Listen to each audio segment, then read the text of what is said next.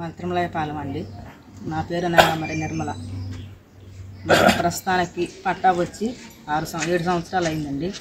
పట్టా దున్నేటప్పుడు మేము పోయి మేము దున్నుతుంటే వచ్చి ఆఫ్ చేసి మా మీద కేసులు పెట్టి గొడవ పడ్డరండి. గొడవ పడ్డ తర్వాత మేము పోలీసులు చుట్టూ తిరిగాక వాళ్ళు ఏమంటారు, వాళ్ళు వద్దమ్మా మీరు భూభాగులు సరిగా అయినాకనే అడిగి పోరి, లేకపోతే పోవద్దని చెప్పారు. అట్లా చెప్పిన తర్వాత మళ్ళీ 4 రోజుల తర్వాత మళ్ళీ అమ్మడోళ్ళకి ఇచ్చి వాళ్ళు చేంజ్ చేసుకుంటారు. మేము పోయి చూసారు కానీ చేంజ్ చేసి ఉంటుంది. మళ్ళీ 4 రోజుల తర్వాత మళ్ళీ పోయినా మళ్ళీ మా మీద కేసు పెట్టడం జరుగుతుంది. 6 సంవత్సరాల నుంచి ఇదే తిప్పలు పడుతున్నాం మేము. మాకు అందరు కలిసి న్యాయం చేయాలి. తిరుమలపాలెం గ్రామ రెవెన్యూ నందు మాకు 20 గుంటల భూమి ఉంది. ఆ భూమికి సాగు చేయడానికి మేము వెళ్ళిన ప్రతిసారి పూజ రాజు, పూజ రవి అనే కుటుంబ సభ్యులు మమ్మల్ని భూమి మీదకి రాకుండా అడ్డుపడుతున్నారు. ప్లస్ గవర్నమెంట్ ల్యాండ్ కూడా వాళ్ళు ఆక్యుపై చేసుకొని మమ్మల్ని ఫీల్డ్ మీదకి రానివ్వట్లేదు.